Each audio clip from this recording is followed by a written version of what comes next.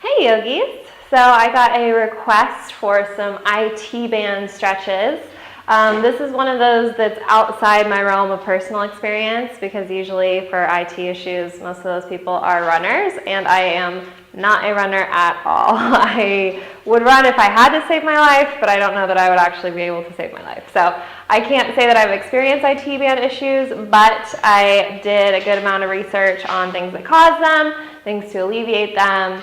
Number one is don't start with any kind of intense stretching or regular stretching until your issue is not flared up. So if you are experiencing severe IT band pain, if you're experiencing a lot of inflammation, you need to follow the RICE acronym, so rest, ice, compression, elevate, until the symptoms are less mild or less severe and more mild, because you don't want to keep hurting the same thing over. So I know, especially for runners, it's hard for you guys to take a break from running, but taking a day or two or however long off until your body starts to feel better, substituting other exercise, maybe swim, do some weight training, something else different that's not going to aggravate that IT band, and then get back into running with lots of stretching once you're feeling less aggravation there. Okay, so that's number one. No, it's probably not what you want to hear, but rest it, take it easy, and then get back to this stuff. So one that's really good for IT band. So the IT band issues basically that we're trying to address is tightness in the hips and pelvis and the glutes. That's going to cause some IT aggravation. So we're basically trying to balance that out. So one posture that's really good for that is revolving triangle. So you're going to be in about a warrior one stance. So hips are pointing forward, back foot is roughly like a 45-degree angle, maybe a little bit shorter than your normal like warrior two stance so that your pelvis can be straight ahead. I like to have a block. You're going to straighten your front leg. I like to have a block inside the front or inside the inner part of my front foot. I'm actually going to widen my stance a little bit. So get your stance, as long as you feel comfortable with your hips staying level. Place if your right foot is forward, place your left hand on your block, and then start to rotate open. So lifting your right hand up towards the sky. Again, keeping your hips level. Front leg as straight as it can be. If you're experiencing a lot of hamstring tightness, take a gentle bend. You don't have to feel like you need to lock out your knee. And then once you're ready, switching out to the other side. Another thing with the IT band stretches is you want to hold them, and again, I like to bring my hand onto my sacrum to make sure my hips are level, but you want to hold and breathe.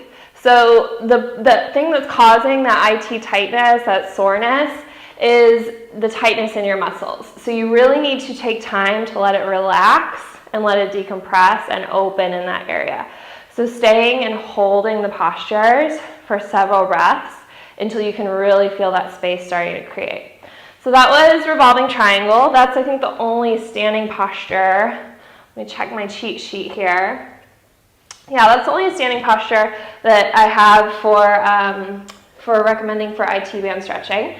The rest of it's going to be down on the floor, and you'll want to have a strap handy. So one that I really like, whether or not you have IT band issues or not, but it's especially good for IT band, is taking your strap. If you don't have a yoga strap, that's fine. You can use a robe strap, a tie for your robe. You can use a towel, whatever you have that's long, a scarf. Bring it around your foot, and then just grab as close as you can with your hands. And just hang out here for a little bit and let your hamstring stretch. So just hold and breathe, flex your toes back towards your face. Maybe as you start to stretch out, you can creep your hands a little closer to your foot. And then once you've held and stretched here for a little while, start to bring that, if you're on your right leg, bring it over to your left side. So start to cross your body with your foot. Bring your right arm out to a T. Always helps to have a dog spotter. Mama, can you lay down? Can you sit? Sit. Sit. Hey, sit. Sit. Lay down. There you go.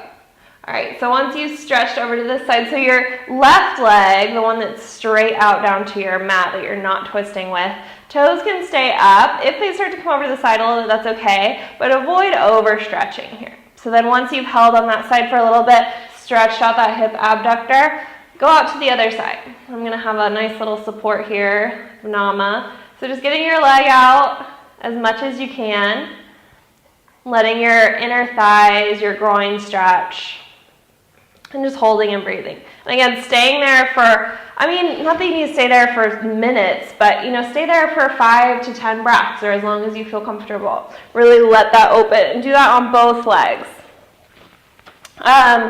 The next one we'll do is supine twist, is really good. So it's a very similar action.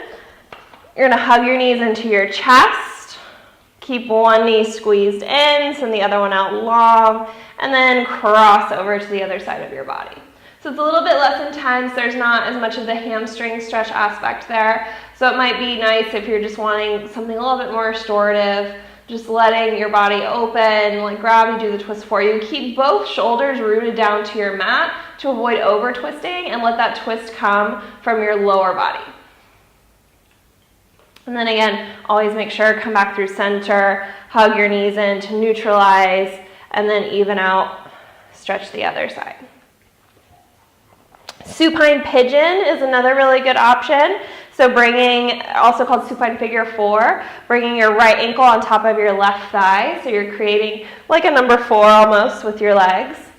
Bringing your right hand to the inner part of your leg, squeezing your legs back into your chest. If you want more hamstring stretch, you can straighten your top leg out. Keep your right toes flexed towards your knee to protect your knee joint so that you're not bending that knee. So your knee bends like this, yes? It's like a hinge of a joint. You don't want to start to bend it to where your knee isn't aligned. So having your foot flexed is going to help keep that joint safe. And then again, coming through, doing the other side. If you want that optional hamstring stretch through your lifted leg, you can kick your foot up to the sky. Full pigeon is a little bit more intense. It's also called fire log or double pigeon. So I like to think of it as fire log because you really are stacking your legs like logs. So like your shins are stacked on top of one another. Think about lining up your ankles and your knees. Again, flexing both feet, protect your knee joints. Sit up nice and tall. This might be way enough of a stretch for you. If you can't quite get your ankle and your knee to line up on one side, you can always place a block or a towel, pillow in between that space, or just do half pigeon or supine pigeon, that works too. But if you want to do full pigeon, that's another modification. Get up, sit up nice and tall. If you want to deepen that hip stretch, start to fold forward, and then stay and breathe. Let your hips open up. It's a real intense hip opener. Stick with it, one breath at a time. Don't be in a rush to just fold as deep as you can and feel like you have to stay there. Ease your way into it. Let your body open up slowly. That's what's going to help your IT band release. So other IT band things, foam rolling is a very controversial one. I am a fan of foam rolling in general. Like I said at the beginning of the video, I've never had IT band issues, so I can't speak directly to foam rolling as it relates to that. While I was doing IT band research, I definitely found several articles that said, don't roll your IT band, don't do foam rolling, that's not what you need to do. And I found other articles that were like, oh, foam rolling is so great for your IT band. So that's something you're going to have to do on your own, decide whether that's right for your body, maybe ask your doctor if you're having ongoing problems, if that's the best solution or if that's something that you should stay away from.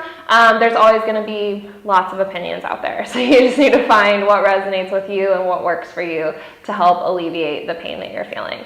One thing I can speak to personally is an anti-inflammatory diet. So avoiding things that are going to make your inflammation worse, like sugar, trans fats, alcohol, things of that nature, eating more vegetables, it's really going to make a difference. I had some pretty severe shoulder issues a couple of years ago, and I have a very big sweet tooth, and I noticed when I cut out the sugar from my diet, it really helped a lot with the pain I was experiencing. So I know it's never fun to feel like you can't eat certain things, especially delicious things, but it really may make a big difference in the pain that you're feeling. And if it can get you back to your running sooner, your regular routine sooner, it's worth missing out on some dessert for a little bit, I think. So Hopefully that helps you with your IT band issues, and let me know if you have any other requests. Namaste.